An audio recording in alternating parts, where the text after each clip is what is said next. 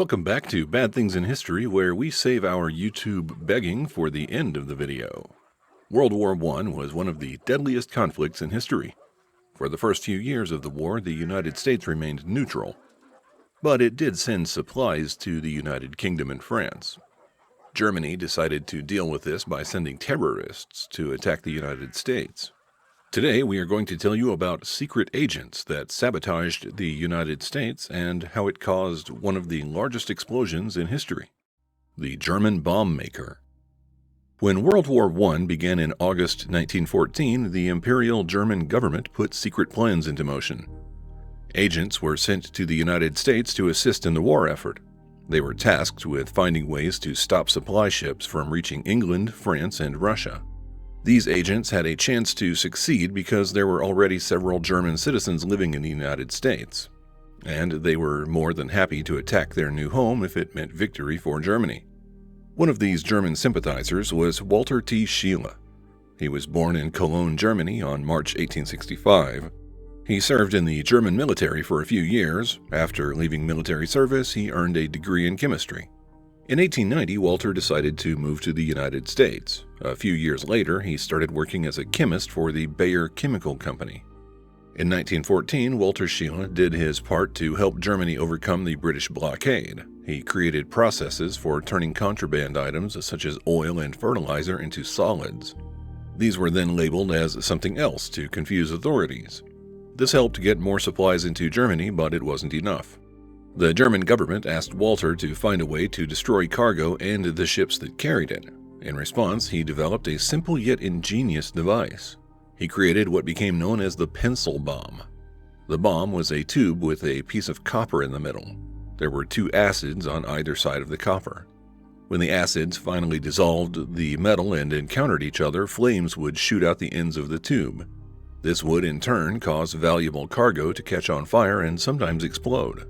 Starting in 1915, German agents began using Walter's pencil bombs. They placed the devices in the holds of cargo ships. A few days after leaving on their journey, the pencil bombs would ignite.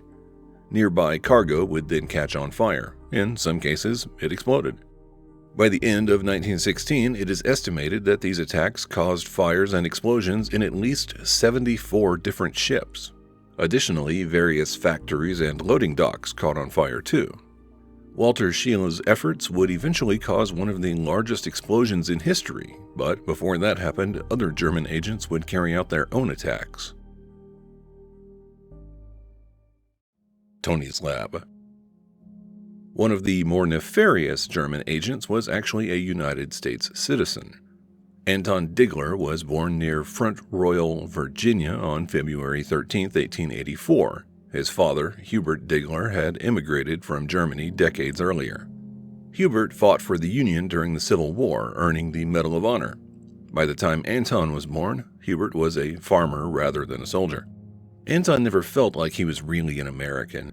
His sisters married and returned to Germany. And at the age of 9, Anton also went to Germany to receive an education. He graduated from medical school in 1912 and chose to remain in his ancestral homeland. As World War I spread across the European continent, Anton began working in military hospitals. Seeing friends and family injured by the conflict reinforced his belief in the German cause. He worked with German intelligence to devise a plan. Then on September 29, 1915, he returned to the United States along with a list of targets. The United States provided hundreds of thousands of horses and mules to England and France. Germany wanted to ensure that these beasts of burden never arrived in Europe. In December 1915, Anton began renting a house in Washington, D.C. He bought equipment which was used to construct a laboratory in the basement of the house. Anton's associates began referring to it as Tony's lab.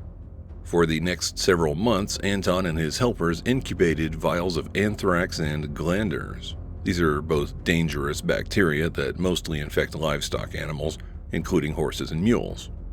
Between 1915 and 1916, Anton gave vials of the bacteria to German agents. These agents entered the areas where livestock were kept. They then deposited the contents into food and water. Thousands of horses and mules were killed with these biological weapons.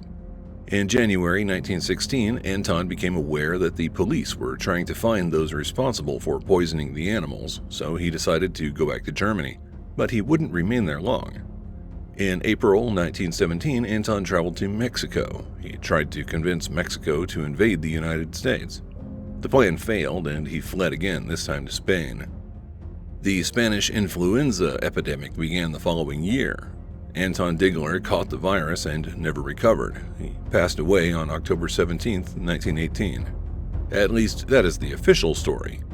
Some of Anton's associates believed that German agents murdered him. In the end, his attacks on horses and mules didn't make a difference. The Angry Professor.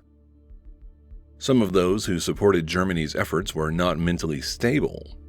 Erich Münter was born in Ilsen, Germany on March 25, 1871. By 1906, he was a professor at Harvard University. Most of the classes offered by Erich were focused on teaching the German language to students. His otherwise normal life would disintegrate quickly. On April 16, 1906, Erich gave his pregnant wife a fatal dose of arsenic. Both she and the infant she carried were killed. Erich disappeared before police could catch him. He spent the next several years traveling around the country using fake identities. At some point, he disappeared into Mexico for a time. By 1915, he was living in Texas with a new wife. Erich eventually became a professor at Cornell University. He couldn't maintain a normal life for long. Erich became very angry when he found out the United States was helping Germany's enemies. When he realized that German agents were using pencil bombs to destroy cargo, Erich decided that he could also participate in terrorist attacks. On the night of July 2, 1915, he carried out a plan to destroy the United States Capitol. Erich couldn't access the Senate chamber because it was locked, so he put a bomb beneath the telephone switchboard instead. The device detonated a little before midnight. It damaged the building, but there were no casualties. Erich sent an anonymous letter to a newspaper after the attack which said, "This explosion is an exclamation point in my appeal for peace." Next, he traveled to New York City and placed a pencil bomb on a cargo ship. The bomb started a fire, but it was extinguished before causing significant damage. Erich didn't wait long for his next attack. He went to the estate of J.P. Morgan on July 3rd. Since Morgan helped finance the war effort for Britain, Erich decided that it was time for the financier to die. He knocked on the front door of the mansion. When the butler answered, Erich produced 2 revolvers and ran into the house. He began looking for J.P. Morgan. He couldn't find Morgan, but he did encounter his 2 children. So he pointed his gun at the children and said, "Now, Mr. Morgan, I have you." J.P. Morgan lunged at Erich Münter. Erich shot him in the groin and thigh, but it didn't stop Morgan. After Erich was subdued, he began yelling, "Kill me! Kill me now! I don't want to live anymore. I have been in a perfect hell for the last 6 months on account of the European war." The police took him into custody, but Erich would never stand trial for his crimes. On July 15, 1915, he escaped his cell, went to the roof, and jumped to his death. Witnesses claimed the sound of Erich's head hitting the pavement was so loud that they thought he had set off an explosive device. Although Erich Münter's reign of terror was over, the worst was yet to come. Black Tom Explosion.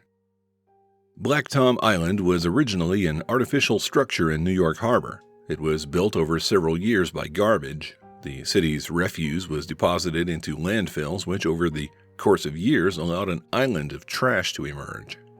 By the early 1900s, the island was being used as a munitions depot for the northeastern United States. As World War I progressed, companies in the United States sold weapons and ammunition to Germany's enemies. Black Tom Island was where the munitions were stored until finally being loaded onto ships. Secret agents decided that the best way to help Germany was to destroy Black Tom Island and its cache of supplies. On the night of July 16, 1916, nearly 2 million pounds of ammunition were being stored there. Additionally, there was over 100,000 pounds of dynamite awaiting shipment. All of it was supposed to go to Russia. A little after midnight, some fires were found on the pier. Some of the guards ran away as quickly as they could. Others remained and tried to help the fire department put out the flames, but their efforts to fight the fires would fail. Around 2:08 a.m., the first explosion occurred. 2 minutes later, another smaller but still violent explosion was heard. Shrapnel from the explosions traveled well over a mile. Some of it became lodged in the Statue of Liberty. Other pieces of debris were stuck into buildings over a mile away from Black Tom Island. Windows were broken up to 25 miles away. People as far away as Maryland were awakened by what they thought was an earthquake. The damage on the island was even worse. 100 railroad cars were destroyed, as well as 13 warehouses. A crater nearly 400 feet long was created as well. There were only 4 confirmed fatalities, but the property damage from the explosion was estimated at $20 million, which is equivalent to roughly $500 million today. The Black Tom explosion was one of the largest non-nuclear explosions in history. It would also have far-reaching impacts for both Germany and the United States. Aftermath. In the days after the German act of sabotage, the United States government tried to figure out what happened, but the country was not properly equipped to handle the investigation. First, the legal framework wasn't in place to assist the government with its efforts. The laws which punished acts against the United States usually only applied during times of war. In 1916, the United States was still a neutral party in World War I. Additionally, the country didn't have any national intelligence services. Much of the work that went into investigating the explosion was done by local police. In the end, they identified potential German agents who might have caused the explosion, but acquiring convictions wasn't possible in many cases. Soon after the Black Tom explosion, Walter Scheele realized authorities would be looking for the man who invented pencil bombs. He left the United States and traveled to Cuba. In the meantime, 8 of his associates were caught and imprisoned for their role in Germany's acts of sabotage. The destruction of Black Tom Island had an impact on the war which Germany did not anticipate. Public opinion turned sharply against it. In 1917, the United States abandoned neutrality and entered the war on the side of Britain, France, and their allies. Shortcomings in the legal framework were also addressed. New intelligence agencies were created, and in late 1917, Congress passed the Espionage Act, which finally made it possible to prosecute spies even when the nation wasn't at war. This act would also punish American citizens for speaking against the government. We have a previous episode on that topic if you want to learn more. In 1918, the United States intercepted mail between Walter Scheele and his wife. He was soon arrested and brought back to North America. Walter offered to work for the United States if it would keep him out of prison, and the offer was accepted. Rather than go to jail, he spent the rest of the war developing weapons that were intended to be used against Germany. Walter passed away on March 5, 1922 from pneumonia, but his work continued to have an impact long after his death. Because of damage done to the Statue of Liberty by the Black Tom explosion, visitors were no longer allowed to visit the torch. It remains closed to this day because of it. The German attack would affect decisions more than 30 years later. During World War II, President Franklin D. Roosevelt decided to place Japanese citizens in internment camps. When explaining to military officials why this was necessary, Roosevelt used the Black Tom incident as justification. Was it wrong for German agents to attack the United States? Or were they just patriots doing what was best for their country? Let us know what you think about these German agents that thought the path to peace required the use of explosives. If you found this episode interesting, please hit the like button and watch another episode if you want to help our channel grow.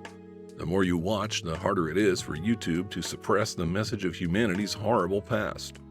Thank you for watching Bad Things in History.